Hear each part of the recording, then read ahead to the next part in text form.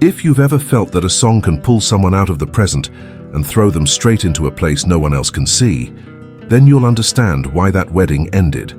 Before we begin, subscribe to the $1 Million Stories channel, because here we don't tell little stories. We open vaults, wounds, and secrets that powerful people would pay to keep buried. The hall resembled a luxurious aquarium. Chandeliers so bright, they gave the impression the light emanated from within the crystal, not from lamps. Glasses too delicate for ordinary hands. Arrangements so tall, they forced people to bow their heads to converse, as if the very setting demanded reverence. And in every corner, men in impeccable suits with the trained gaze of those who always measure the value of everything, even a smile. There, money wasn't the issue. It was the atmosphere. Outside, a black car gleamed like a wet mirror. Inside, the groom mentally reviewed the ceremony as one reviews a negotiation. His name was Eduardo Valença, heir to a construction company that had paved half the state and buried the other half in contracts. A man in his early 30s, with the face of someone who learned early on that feelings are things you manage, not things you feel. In the seat next to him, the best man, Caio, partner, friend, and shadow, adjusted his tie with almost theatrical care. "Everything will be all right," Caio said, but it wasn't reassurance, it was a command. Eduardo stared at his reflection in the dark glass. A wedding broadcast to entire families as if it were a corporate event. The bride, Isabella Montero, daughter of a senator, with a magazine-worthy smile and eyes that never lingered on anything that didn't yield benefit. The Monteros and the Valenças together. It was the perfect union for newspapers and media attention, a pact captured in photos. And yet, Eduardo felt a strange itch on the back of his neck, as if someone were behind him breathing an ancient truth. Inside, on the side stage, a black grand piano was positioned like a museum piece, polished to the point of reflecting the ceiling and the guests. Next to it, a leather bench and a small golden lamp with warm light, the kind of corner that seems just decoration until someone sits down and the entire room falls silent. The hired pianist was already there.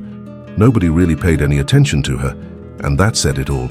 She was young, a simple dress without any sparkle, her hair tied back discreetly, dark glasses, not for style, but for protection, and a folded cane resting on the side of the piano, like a secret that no one needed to talk about. Blind. Her name was Clara, and the way she waited, her hands resting in her lap, resembled someone who listens to the world with an attentiveness that others have forgotten how to have. While the rich laughed loudly, she seemed to hear the footsteps on the marble, the gliding of chairs, the sound of feigned anxiety. The event coordinator approached with light steps, speaking as if she were about to break down. "Clara, at the beginning it's a soft piece, okay? Something classic, neutral. Then, at the bride's entrance, that list I sent you." Clara nodded, a small, polite smile, her head tilted as if she were memorizing not notes, but intentions. "Yes," she said, "I remember." But she wasn't there just to play what they asked for.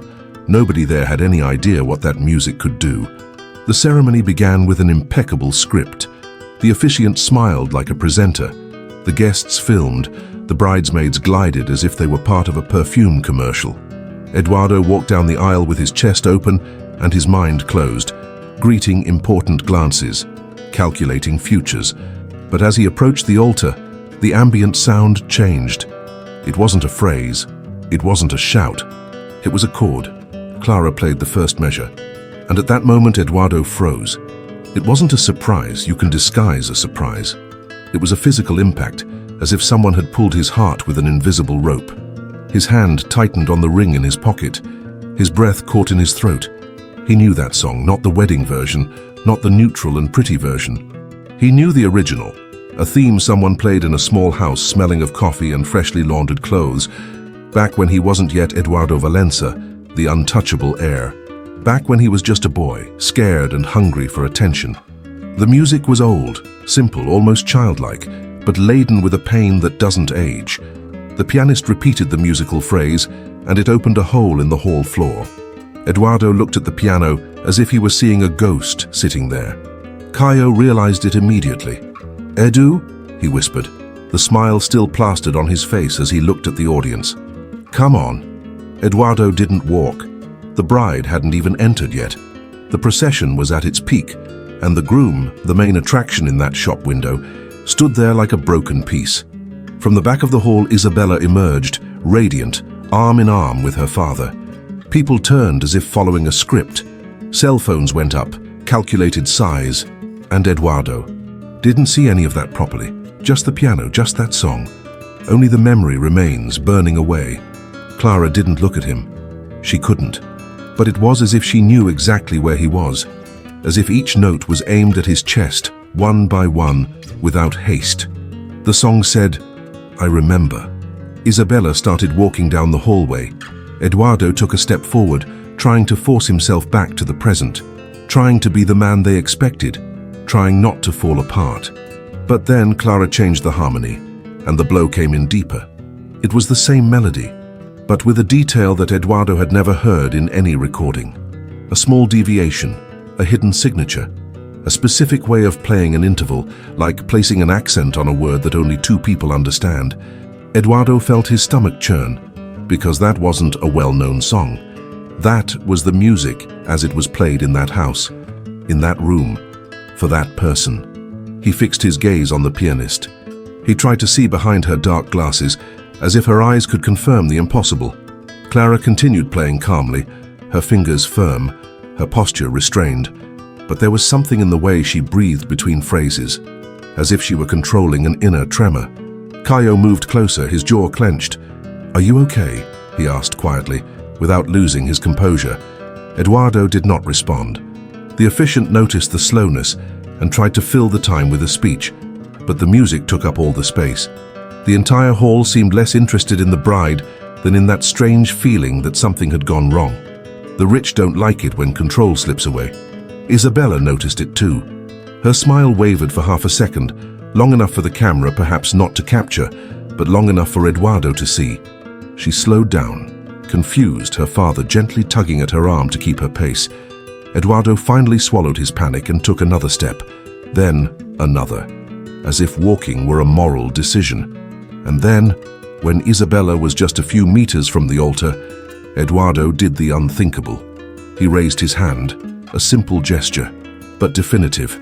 "Stop," he said.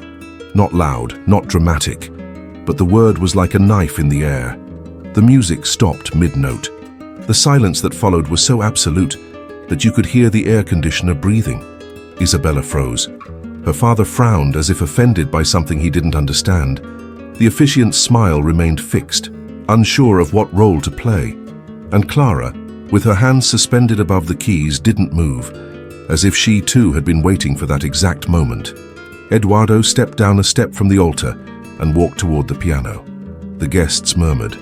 Cell phones vibrated. The hunger for scandal always wins over good manners. Caio tried to intercept with a forced smile. "Eduardo," he said, almost as a warning. "Don't do that here."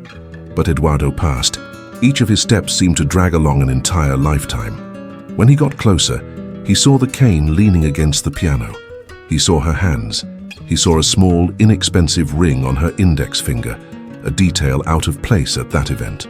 And he saw near the pedal a mark on the floor, as if she had counted her steps to get into position. Eduardo spoke in a whisper. "Who are you?"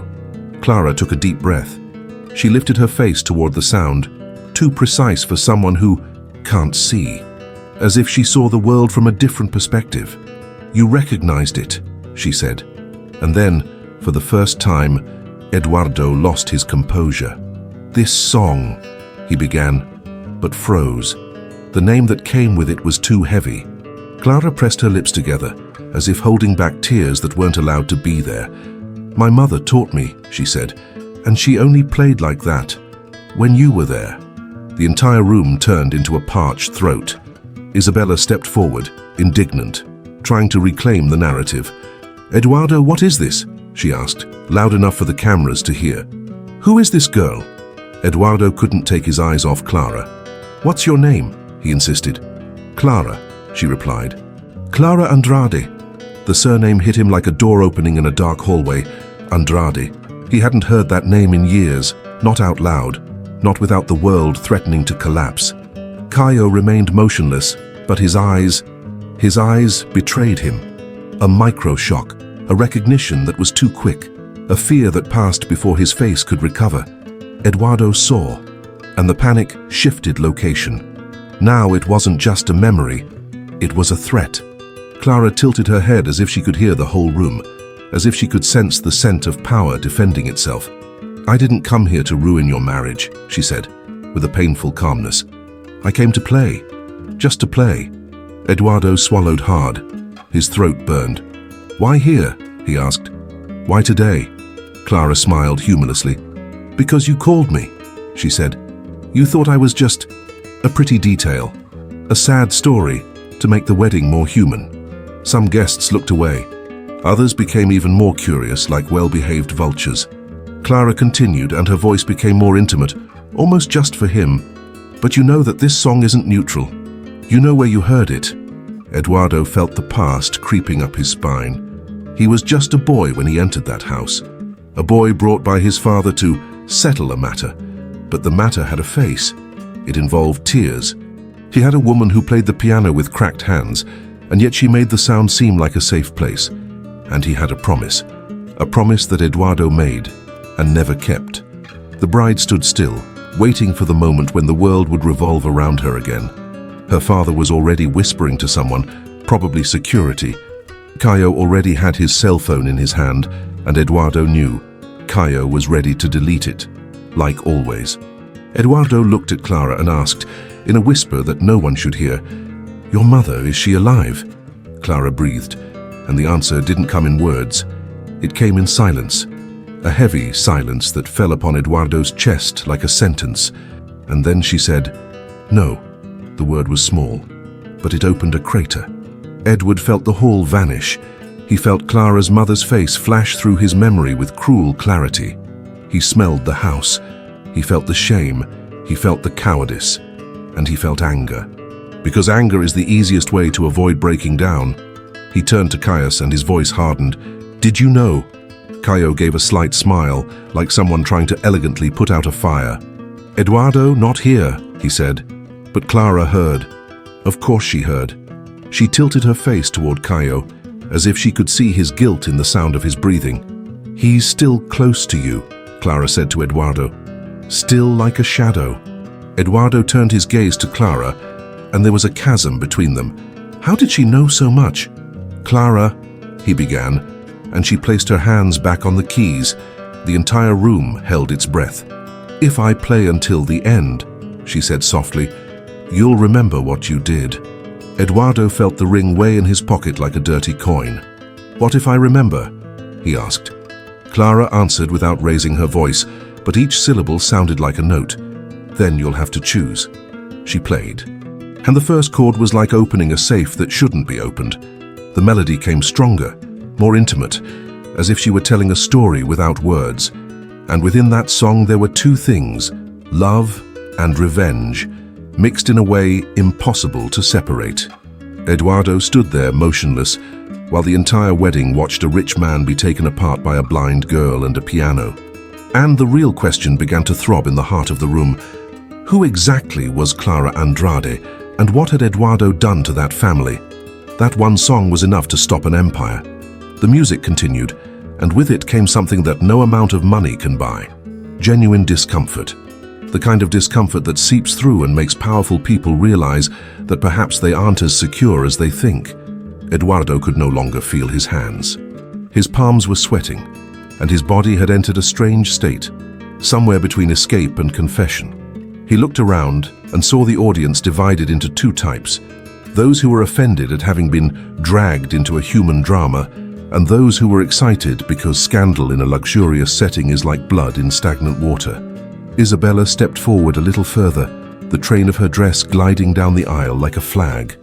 She stopped a few paces from the groom and spoke in the firm voice of someone accustomed to giving orders, even when pretending to ask. "Eduardo, this has gone too far." She pointed at Clara without trembling. "Who is this? Who put her here?" The event coordinator was already pale. It was a recommendation from the music venue. "She's well known, she has videos. It's moving, you know? It makes an impact." Impact. Isabella repeated with polite venom. Congratulations, you did it. Eduardo didn't take his eyes off the piano. The melody had returned to its main theme, and along with it came flashes: the small room, a worn sofa, a child sleeping on a mattress on the floor, and that woman at the piano playing softly so as not to wake anyone. The sound was the same pressure on time, the same way of holding a note for half a second longer, as if asking the world to stay. He swallowed hard. Clara, Eduardo said, not realizing he was speaking loudly enough for those closest to hear. How do you know this? Clara didn't stop playing. She only spoke in the spaces between musical phrases, as if the music itself were leaving openings for the truth to enter. You made me aware. Eduardo felt a different kind of chill. Me? Clara nodded, her face still turned towards the keys, as if looking at him was too dangerous. You came into our house when I was little. He was, what, 12? 13 years old? She let out a short, bitter laugh. Funny. You were a boy, and yet you arrived with the weight of a man. Caio took a step forward, too quickly. You're getting confused, he said, in that crisis-solving tone. The groom didn't... Clara stopped playing. Silence. And when she said Caio's name, it was as if a light bulb had exploded in the ceiling. Caio Ferraz. His reaction was microscopic, but Eduardo saw it. He saw the jaw muscle twitch, saw the eye blink a little slower. He saw the body adjust its posture as if preparing for a strike. Clara turned her face towards Caio, precise as an arrow. You're still with him, she said, just like you were that day. Eduardo looked from Caio to Clara. The wedding, the altar, Isabella, everything had become a backdrop. The only real thing was that triangle. Him, the blind pianist, and the man who had always been by his side. Eduardo spoke softly. What day? Clara took a deep breath, and when she resumed playing, the music changed. The notes became more tense, faster, like footsteps in a narrow corridor. The room felt it, even without understanding. The body recognizes threat before the mind. I didn't come here to tell stories aloud, Clara said, her voice trembling for the first time. But I came to remind you, because you asked. Eduardo frowned. Did I ask for that? She nodded. You told my mother you'd come back. You said you'd help. You said you'd get us out of there. Clara left a cord hanging, and it lingered in the air like an unanswered question. And then you disappeared. A memory stung him. His father's voice. This isn't our problem. And the heavy hand on his shoulder, pushing him out of the house. The woman's gaze at the piano, trying to maintain her dignity, while her life crumbled before her eyes. And in the corner, an older man smelling of alcohol and despair, Clara's stepfather, shouting that things weren't going to stay like this. Eduardo closed his eyes for a second. When he opened them, reality was still there. Hundreds of people watching. His fiancée humiliated, his father-in-law furious, and the pianist, with a calmness that seemed honed in pain. Isabella couldn't take it anymore. Is this some kind of blackmail? She spat. You want money? Because if that's the case, talk to the PR team, talk to the lawyer, but don't interrupt my wedding with theater. Clara didn't answer Isabella, not because she was cowardly, but because Isabella, there, was just noise. Eduardo realized this and felt a strange shame. Isabella was part of the world he had built, and Clara was part of the world he had buried.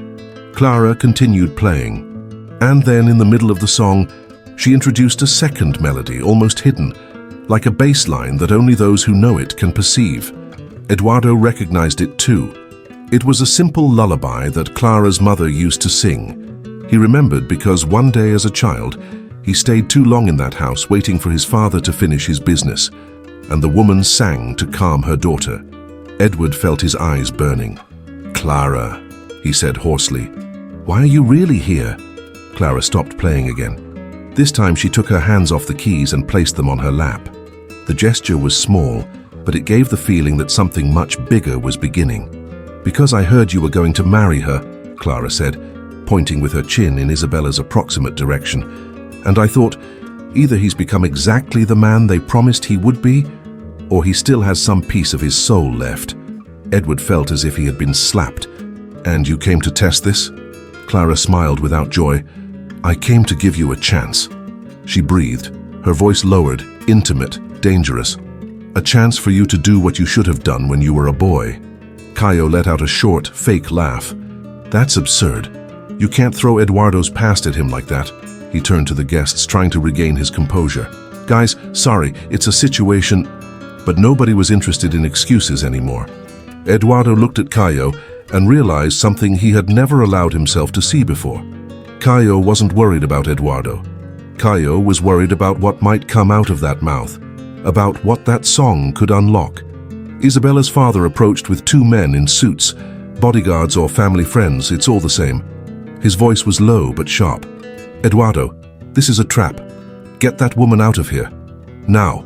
Eduardo looked at him, and for the first time, felt no fear of a Montero. "No," Eduardo said, and the word came out firmly as if it had been secretly practiced. Isabella's eyes widened. "What?" Eduardo turned to Clara. "You said my presence at your house was about something concerning my father. What was the matter?" Clara hesitated. The hesitation wasn't theatrical. It was pain. The memory seemed too heavy to swallow. "My mother," she said slowly, "worked for the Valenza family." Eduardo frowned. "What?" "She was a caregiver." Clara breathed. "She took care of her grandmother for the last few months. She slept there, she cooked, she cleaned, and she played the piano to calm her grandmother when she couldn't breathe." Eduardo felt the world turn around.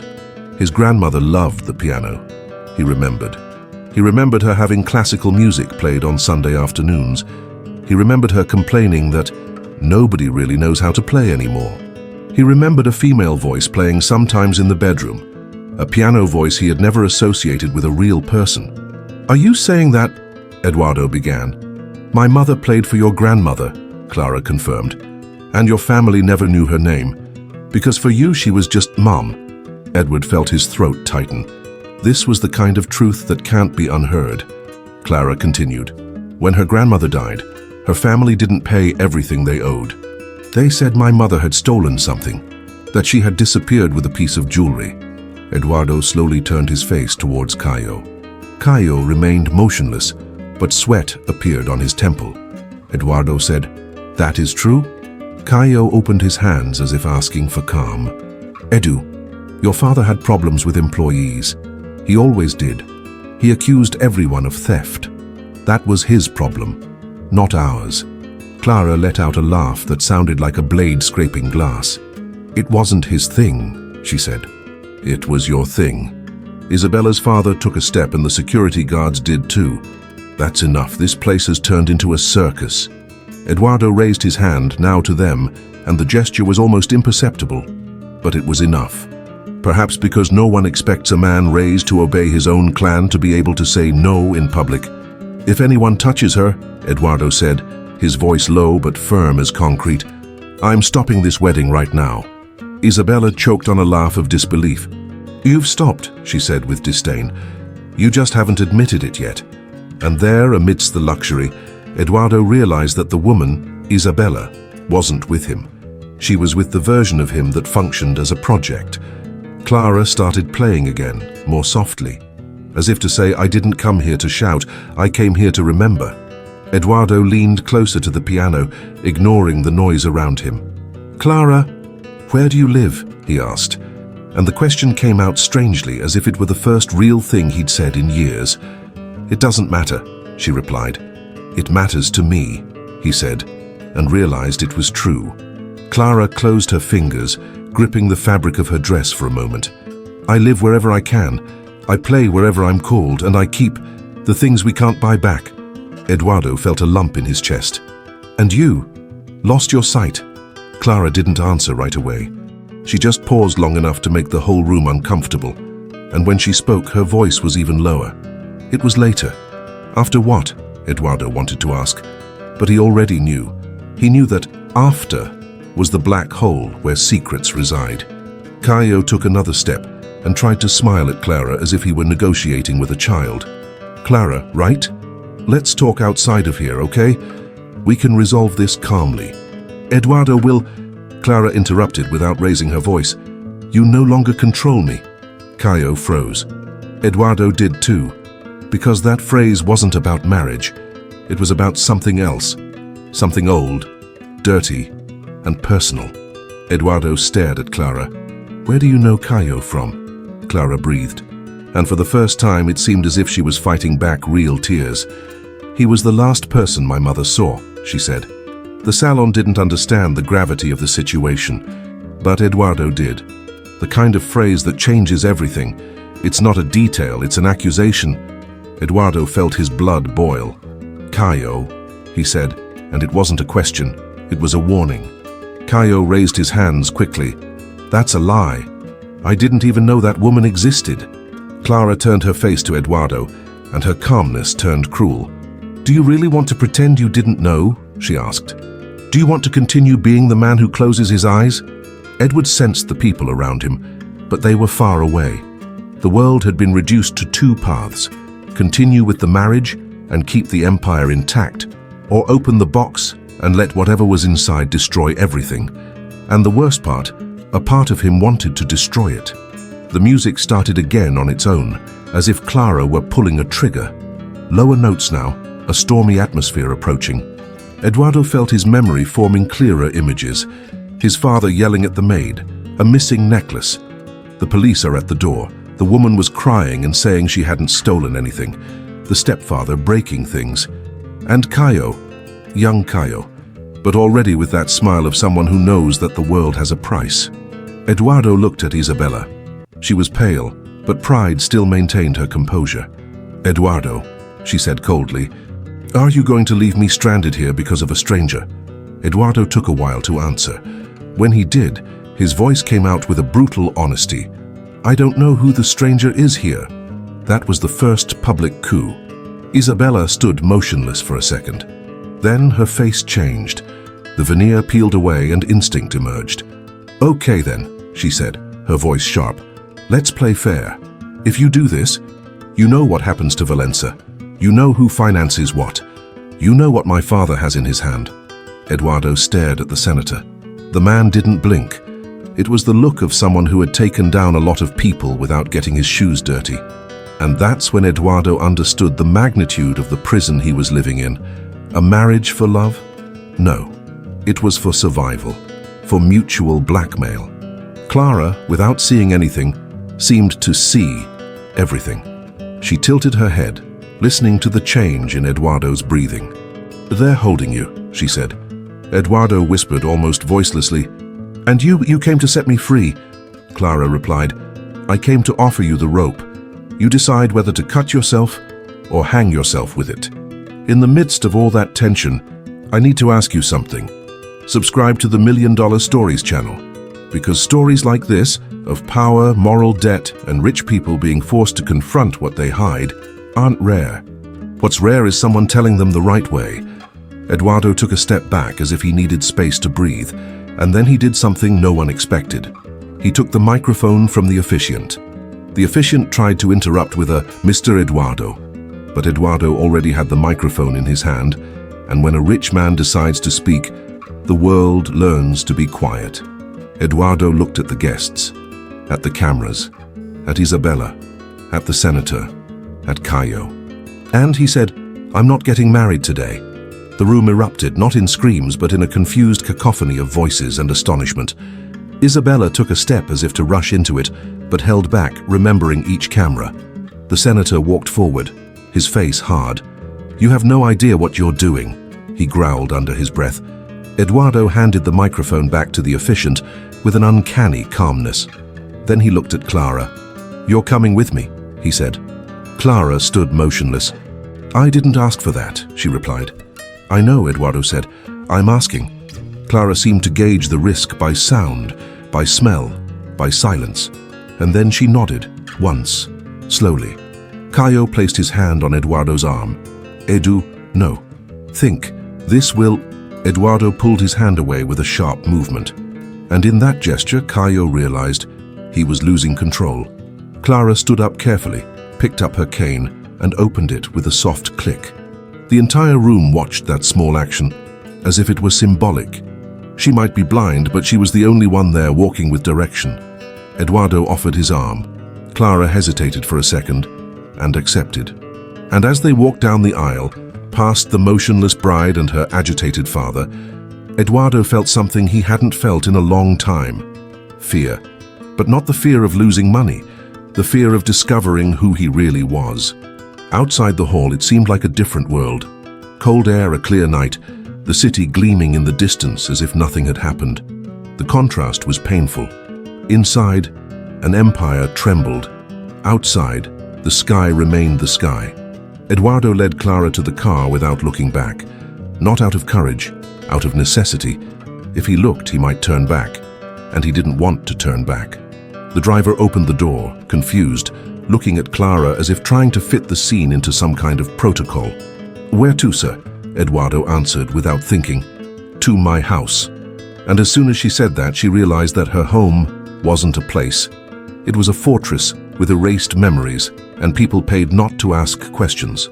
Clara entered slowly, her cane tapping the car floor with a soft sound. Edward followed.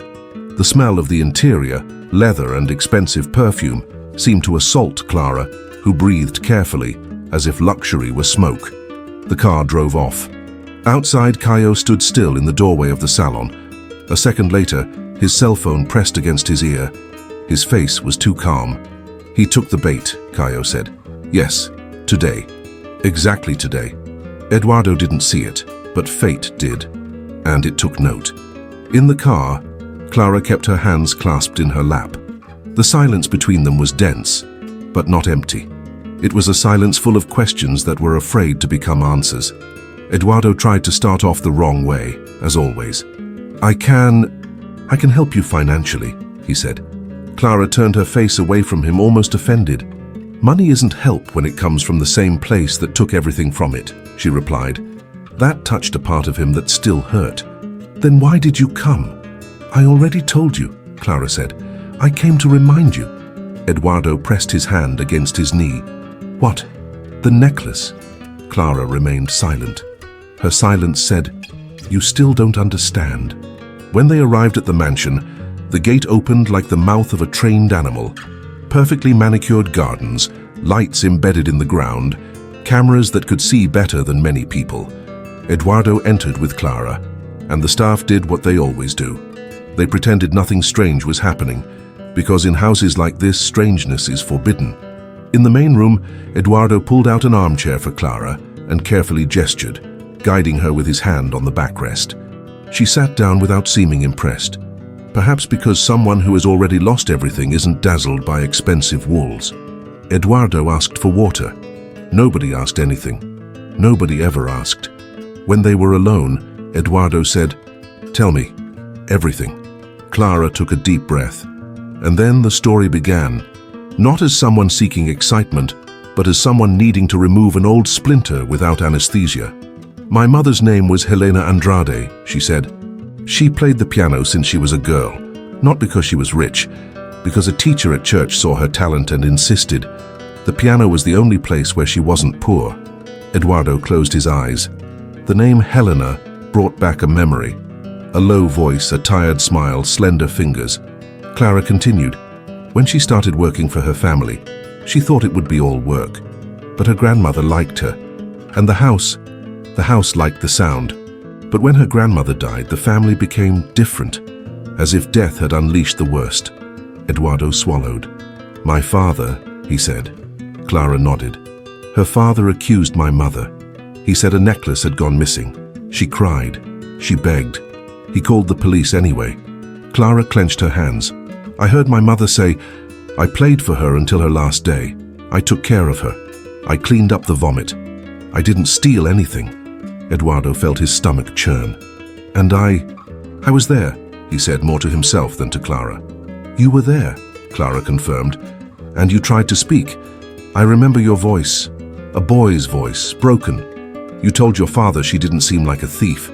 Eduardo felt a tightness in his chest. He remembered the humiliation of being silenced. Clara continued. His father laughed, and his friend was with him. Eduardo looked up. "Caio." Clara nodded. "Caio." Eduardo always thought Caio was there out of loyalty. Now every memory with Caio seemed to take on a shadow. After that, Clara said, my mother lost her job. She won a lawsuit that never moved forward. And at home, my stepfather got worse. Because when the world crushes you, some people take it out on the weakest person. Eduardo felt his jaw clench. Did he hit him? Eduardo asked. Clara took a second to answer. The reply came as if handing over a heavy object. Try. Eduardo ran his hand over his face as if he could erase the image. And your vision? He asked carefully. Clara took a deep breath. One night, my mother had gotten a gig at an event. She was going to play. It was enough money to buy medicine for me. I had an infection that wouldn't go away. Clara swallowed hard. My stepfather went crazy because she was going out. He said she was getting too big for her britches, that playing the piano didn't fill your stomach. They fought. Her voice wouldn't rise. That was worse. It was as if each word had been repeated so many times inside her that she had no tears left. I tried to separate them, Clara continued. I was a child. He pushed me. I hit my head. Then, I woke up in the hospital. The ceiling light was a white blur. And the next day, it was nothing anymore. Eduardo ran out of breath. I'm sorry, he said, and it sounded small. Clara didn't answer. She didn't want, I'm sorry. Nobody wants that when they've already buried a part of themselves. Eduardo asked, fearing the answer. And your mother? Clara turned her face slightly, as if approaching the invisible piano inside her. She died a few years later, Clara said. She was hit by a car. Eduardo felt his heart stop for half a second. Accident? Clara remained silent for far too long. Eduardo understood what she didn't say. You think it wasn't? Clara finally replied, I don't think so. I know it was strange. Eduardo leaned forward. As? Clara touched her own temple as if holding a memory. She was scared. She said people were calling, that someone wanted her to stop insisting on the process. The day before, she said my name as if it were a farewell. Clara pressed her lips together, and then a car fast. And nobody saw the license plate. Nobody saw a face. And the police treated it like a statistic. Eduardo felt the house spin. He looked around at the luxury, and for the first time it all seemed dirty. And why did you show up today? He asked. Clara took a breath and with devastating calm handed over the missing piece. Because I discovered that the necklace was never stolen. Eduardo froze. How did you find that out? Clara took a small recording device from her pocket, a simple, inexpensive one. She placed it on the table. I work playing. At events. In rooms where rich people drink and forget that there are poor people listening. Last week I played at a dinner, and I heard Caio laughing with a man. They were talking about the old woman's necklace, about the theater that was accused of the pianist. Clara swallowed. They said the necklace was sold afterwards to pay for something. Eduardo felt his anger rising like a fever. To pay for what? Clara tilted her head. They didn't say it, but they said you could never know. That you were soft when you were a child, that you could mess things up. Eduardo stood up abruptly, pacing the room. Blood pounded in his ears. Caio, the man he had brought into the empire, the man he had defended, the man who had been by his side when it all began. He stopped and looked at Clara. So, the wedding, he said. Clara nodded. It was the perfect moment, she said, because everyone would be looking at you. And when you stopped everything, you would show if you still have courage. Eduardo let out a hollow laugh. Courage? I don't even know if that's it. Maybe I'm just tired. Clara raised her chin. Being tired is good, she said. Being tired is when you stop lying to yourself. Eduardo picked up the recorder. Does this have the conversation? It's partly true, Clara said. Enough for you to understand that I'm not making it up. Edward pressed play. The audio was muffled, full of party noise, but Caio's voice was unmistakable, chuckling softly. The pianist. That was good. The old man went mad, but it worked. She left her mark. And the necklace. The necklace paid for the right silence. The boy, Eduardo, he couldn't know. He always had a soft heart. Eduardo hung up. His hand was trembling. Clara remained quiet, letting the test do the dirty work. Eduardo felt something very dangerous, a desire for revenge. But revenge is a fancy drug. It makes you feel right while you turn into the same kind of monster you hated. He looked at Clara. "What do you want?" he asked. "For me to destroy him? For me to hand over Caio? For me to—" Clara breathed a sigh of relief. "I want the truth," she said, "and I want you to stop pretending your money isn't bloody." Eduardo closed his eyes. "If I mess with this," he said, "I'll bring down my father. I'll bring down Caio. I'll bring down my marriage. I'll bring down contracts. I'll bring down everything." Clara responded with a coldness that seemed protective. "And how much did you knock down when you stayed quiet?" The question lingered in the room like smoke. Eduardo opened his eyes and looked at Clara. "I'm going to investigate," he said. I'm going to see it through to the end." Clara didn't smile. She didn't celebrate. She only said, "So you start by understanding that they're not going to let you." As if the phrase were a trigger, Eduardo's cell phone vibrated. Message from Isabella. A photo. Her next to her father, both with serious expressions. And a phrase, "You have just declared war." Eduardo stared at the screen, and for the first time, the word war seemed right. The next morning, the sun streamed into the mansion as if nothing had happened, but Eduardo woke up feeling different. It wasn't guilt. Guilt is easy, because you feel it, and then you go back to normal. This was something else. It was conscience, and conscience doesn't switch off. Clara was in the kitchen, guiding herself with her cane as if she had already memorized the space by its sounds. An employee tried to help, but Clara politely refused. The gesture said, "I've needed help enough already." Eduardo entered and stood watching for a moment. She prepared coffee by smell, by touch, by bodily memory. And that moved him, because his world was made of conveniences, and hers of adaptation. "Did he sleep?" he asked. "Not really," Clara replied without turning her face away. "Strange house. Silence is too expensive." Eduardo exhaled through his nose, almost a laugh. "I didn't sleep either." He sat down, rested his elbows on the table, and placed the recorder there as if it were a weapon. "I'm going to talk to my father," he said. Clara paused for a second. "You will go," she confirmed. Not as encouragement, as a sentence. Eduardo grabbed the car keys. "Are you coming?" "No," Clara said, "that's yours." Eduardo nodded. And before leaving, she added, "But take this." She handed him an envelope. Eduardo opened it and found copies. Old police reports, crumpled court papers, a photo of her mother next to a simple piano.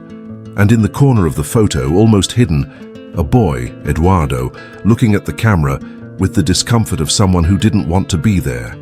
Eduardo felt a chill. "You kept that." "I kept everything," Clara said, "because nobody else would." Eduardo left.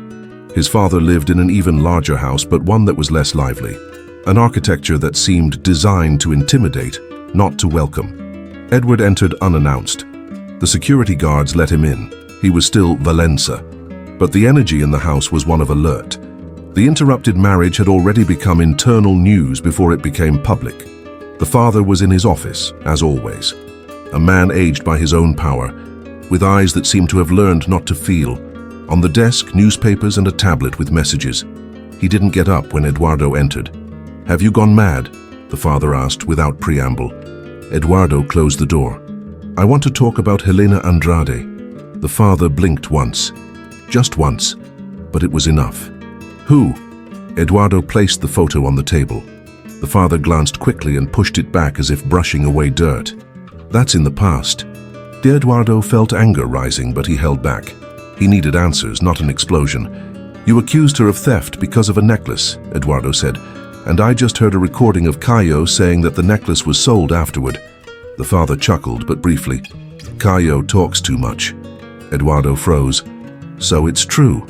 The father leaned forward, finally with something resembling interest.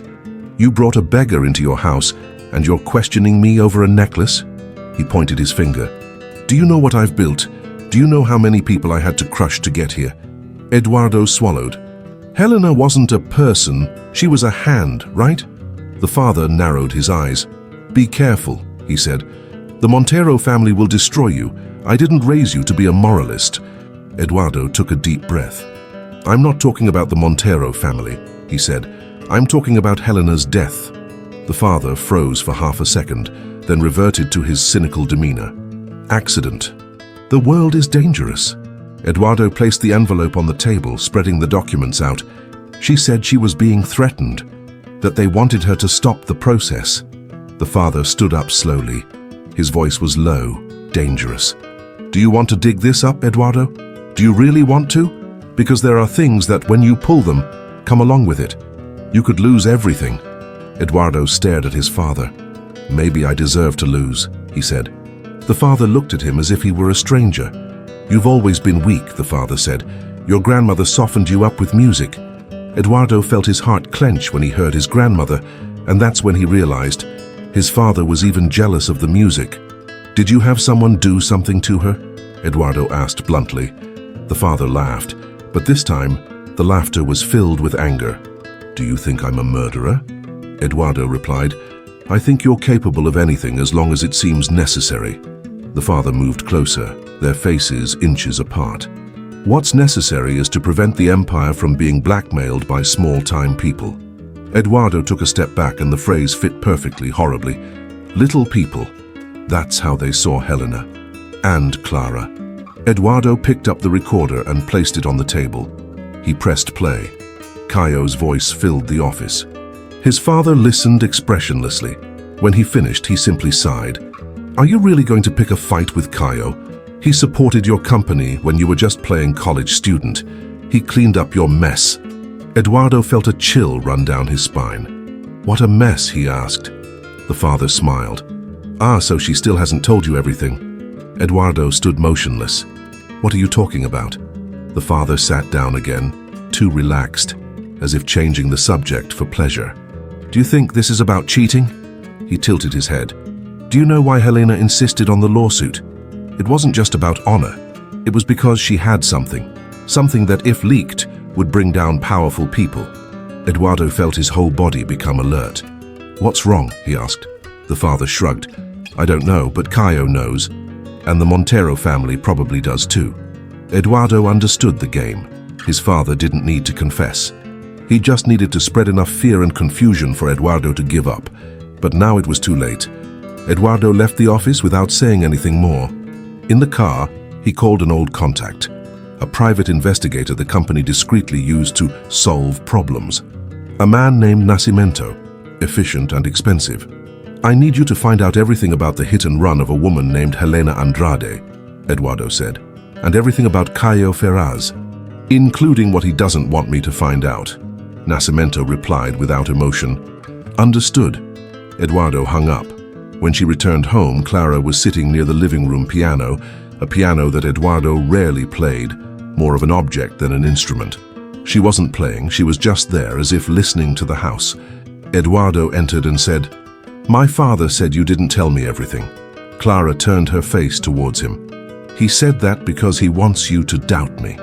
Maybe, Eduardo said, but I need to know. What did your mother have? Clara breathed deeply, deeply. My mother worked inside your house, she said. She listened to conversations, she saw documents, and one day she found a folder. Eduardo approached. What pasta? Clara squeezed her fingers together. She didn't tell me details, but she said, if anything happens to me, it's because of this. Clara swallowed hard. She hid it somewhere. I never found it. Eduardo felt his chest tighten. And you think Caio... he began. Clara nodded slowly. I think Caio is behind what happened to her, directly or indirectly. Her voice became firm. And I think the marriage to Isabella was part of an agreement to bury it forever. Eduardo looked at the piano. The white and black keys suddenly resembled a war chessboard. They're going to come after you, Eduardo said. Clara replied with an old weariness. They've been here a lifetime. Eduardo felt an overwhelming urge to protect her, but he also knew. Protection from the rich is often just another form of control. He didn't want to be another man deciding her fate.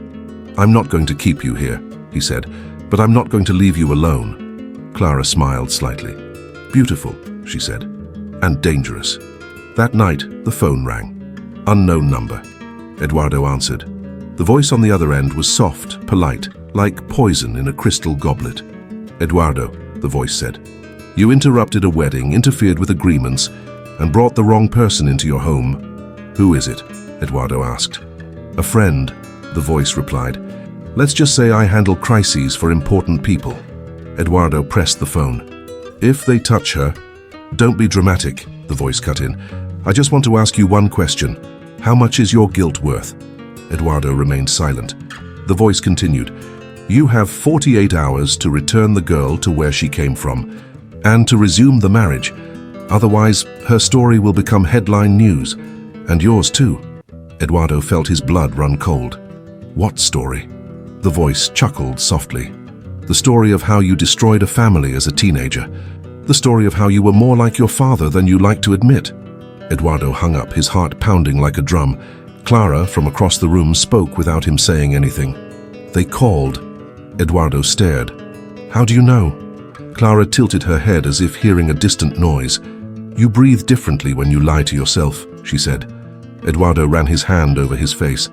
They're going to try to destroy you publicly. Clara nodded. I know. Eduardo looked at her. I'm not going to give you back, he said. Clara was quiet for a moment. So you've made your choice, she said. I chose it, Eduardo confirmed. And at that moment, Eduardo was no longer fighting a marriage scandal. He was fighting the very system that created him. The following morning, Nascimento appeared with a thick briefcase and eyes that made no judgments. They only delivered facts. Eduardo opened the folder on the living room table. Clara was nearby, listening by the sound of the paper, by the rhythm of his breathing. There's something going on, Nascimento said. A lot. Eduardo flipped through the pages. Street photos, reports, extracts, links, and in the middle a document. The police report of Helena's hit and run. A detail underlined. A witness, Nascimento explained. One, a homeless man. He said he saw the car slow down before it accelerated, as if it was aiming. Eduardo felt his stomach sink. And why didn't this go forward? Nascimento shrugged. Because the witness disappeared a week later. Clara closed her eyes behind her glasses. Eduardo held the table. And Caio? He asked. Nascimento pulled out another envelope. Caio has a shell company. A front company used to pay for things without going through Valença. Nascimento showed a copy. And there are transfers to a former police officer, the same one who signed off on the hit-and-run investigation. Eduardo felt his vision narrowing. He bought the investigation. Nascimento didn't say yes. He just put another piece of paper on the table, an old, poor-quality photo, but sufficient nonetheless. Caio, younger, talking to a man next to a car. The same model described in the report as suspect, but unidentified. Eduardo slowly raised his head, looking at Clara.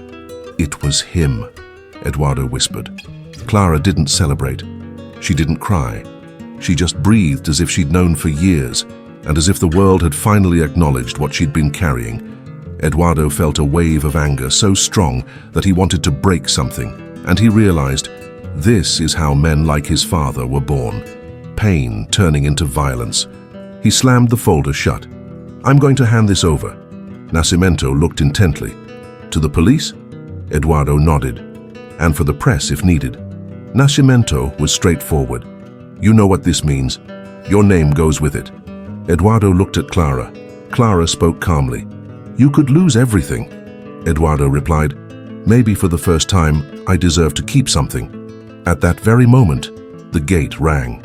And before anyone could announce it, Caio entered the house as if he still had the right to. Edu, he said loudly, smiling as if they were friends going for a drink. My brother. What a crazy night we had, huh? Eduardo stood motionless.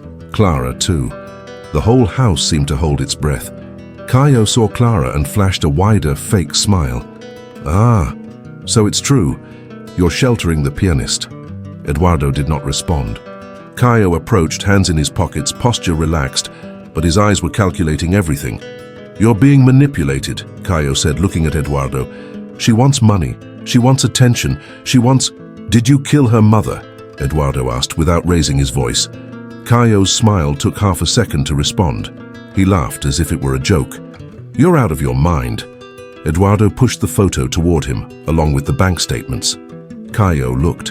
And in that instant, his body changed. Not his face, he was too good to lose his face, but his body. His shoulder stiffened, his breathing became shallower, like a predator realizing that its prey has seen its teeth. Nascimento, Caio said, recognizing the style of the report without seeing a signature. He looked back at Eduardo. You hired people to investigate me? After everything? Eduardo stood up. After all this, Caio, after you accused an innocent woman, destroyed a family and bought a hit and run? Caio shook his head, chuckling slightly. You don't understand how the world works, he said. You never understood. I did what needed to be done to protect your family name. Eduardo felt disgust rising within him. You didn't protect my last name, Eduardo replied. You used it. Caio looked at Clara, and his voice grew lower, more cruel. And you? Do you think you won? Do you think he's going to save you? Caio smiled. He's going to use you like all rich people do. You're only useful as long as you can ease his conscience. Clara spoke firmly, without trembling. I don't want to be saved. I want you to pay. Caio stared at her for a second. Then he turned back to Eduardo. If you do that, Caio said, I'll take you down too. You want war? I have something on you. Eduardo felt his stomach clench as he remembered the threat on the phone. So it was you, Eduardo said. Caio smiled. I'm the only one who's always been willing to do what you don't have the stomach to do. Eduardo took a deep breath, and for the first time he understood. Caio wasn't a friend. He was an extension of his father. He was the dirty arm that keeps the suit clean. Eduardo picked up his cell phone and pressed a button. The recording of the dinner began to play on speakerphone. Caio's voice filled the room. The necklace paid for the right silence. Caio moved quickly to grab his cell phone. Eduardo stepped back, and at the same time, Nascimento appeared from the hallway like a shadow, blocking the way. Caio stopped. His smile vanished. Eduardo spoke softly. You're not in charge anymore. Caio confronted Eduardo with genuine hatred, now without a mask. You're going to regret this, he said. You're going to lose everything. Isabella, the senator, your father, they're going to skin you alive. Eduardo replied, then let them skin me alive. Caio took a step back, measuring things up. Then he pointed at Clara. Do you think she'll survive what you're pulling on her? He whispered. Eduardo felt a chill, but Clara answered first. I've already outlived you. Caio left. Not defeated, but retreating. The kind of retreat that promises a comeback. Eduardo turned to Nascimento. Take this now, to the prosecutor's office. To the police chief who isn't bribed, to whoever it may be. Nascimento nodded and left with the briefcase. Eduardo stayed in the room with Clara. The silence was different now. It wasn't the silence of questions. It was the silence of the post-war period beginning. Clara stood up slowly and walked to the piano. She touched the wood as if finding a tombstone. My mother used to play like this, she said, almost to herself, and she sat down. Eduardo stayed behind, holding his breath. Clara placed her hands on the keys and began to play the same song from the wedding. Only now, without an audience, without luxury, without theatrics, just the truth. Eduardo felt the tears finally welling up, as if his body had given up pretending. I was just a boy, he said, his voice breaking. I should have done something. Clara continued playing and replied without looking. You can do it now. The following hours turned into an avalanche. News leaked. Heir's wedding interrupted. Then, Groom shelters blind pianist. Then, serious accusations against construction company partner. Senator Montero appeared on TV with a speech of moral outrage, as if he weren't the poison. Eduardo's father called 100 times. Isabella sent cold messages promising destruction. And then came the prison. Caio was taken in for questioning. He tried to smile for the cameras. He tried to play the victim. But the investigation, now with too many documents to be disappeared, began to piece together fragments that had been loose for years. Eduardo was also called in. His name appeared on news portals as a possible accomplice, a suspected heir, a wealthy man trying to clean up his image. It was exactly what Caio said would happen. Eduardo lost contracts, stocks plummeted, friends disappeared. But for the first time, he fell asleep. Because sleeping with the truth is strange. It hurts, but it's restful. Days later, Clara received a call, a number from the countryside. The voice on the other end was weak, trembling, like old paper. "Clara," the voice said, I am your mother's brother." Clara froze. Eduardo was standing nearby and heard it. "I didn't know where you were," the man continued. "I saw it on TV. I kept something from Helena. She said it was for you. But I was afraid. I was afraid of them." Clara gripped the phone tightly. "What?" she asked. "A key," he said, "to a cupboard, in the church where she played." Clara closed her eyes. Her breathing became short. Eduardo touched her shoulder lightly, without intruding, just present. Days later, they went to church. A simple place with wooden pews and the smell of candles. Clara walked down the central aisle as if she had been there 1,000 times before, perhaps in dreams. Deep inside, behind the altar, there was an old cupboard. The key went in with resistance. The door opened with a creak. Inside, a plastic folder neatly wrapped. Eduardo picked it up and opened it with trembling hands.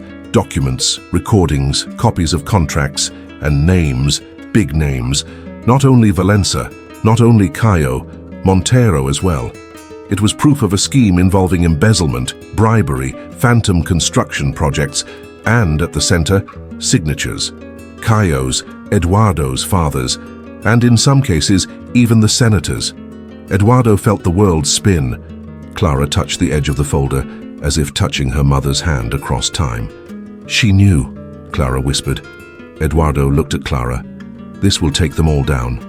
Clara replied, with a calmness that seemed to finally be at peace. "Then knock it down." Eduardo took the folder to the authorities and to a journalist, known for not being bought off. This time, it wasn't just revenge, it was total exposure. It was the kind of truth that blows up an entire building, not just a room. Eduardo's father was indicted, the senator too. Isabella disappeared from social media for weeks and then reappeared with a speech claiming political persecution. Caio tried to make a deal. He tried to pin everything on Eduardo, but it didn't work. Because in the end, there was one thing that Caio never understood. A man can be bought while he still wants to protect the lie. When he decides to protect the truth, he becomes too expensive. Months later, Eduardo sold part of his empire to pay fines, settlements, and compensation. Many people called him an idiot. Others called him a hero. Eduardo felt like neither. He felt like someone trying. Clara started playing in a social project, music lessons for blind and low-income children. Eduardo did finance it, but in the right way, without putting his name on a sign, without turning it into marketing, just ensuring it existed. One night in a small auditorium, Clara played the music again. And before she began, she spoke into the microphone, her voice firm. This song stopped a wedding, but in reality, it only stopped a lie. Eduardo was in the audience, at the back, without a suit, without a role, without a mask. Clara played, and the sound was different now. It wasn't just pain, it was justice. And this is where I ask you again, subscribe to the $1 Million Stories channel. Because if you like stories where money tries to buy silence but loses to the truth, you're in the right place. When the presentation ended, Eduardo waited for everyone to leave. He approached the stage slowly. "I'll never be able to give it back," he said. Clara smiled slightly. "I didn't want a refund," she replied. "I wanted a choice." Eduardo nodded, looking at the keys. "What if I told you I want to learn?" he asked. "Not piano, but listening, like you listen." Clara let out a light laugh for the first time without bitterness. "Then sit down," she said, "and begin with silence." Eduardo sat down beside her. His hands hovered over the keys without touching them, like someone before a new altar. And for a moment, the world, that world of millions, of power, of vengeance, became small. Because the greatest wealth Eduardo possessed at that moment was something simple: courage to face one's own history. And if you want more stories like this, intimate, intense, and full of moral dilemmas where money tries to control destiny, subscribe to the $1 Million Stories channel. See you in the next episode.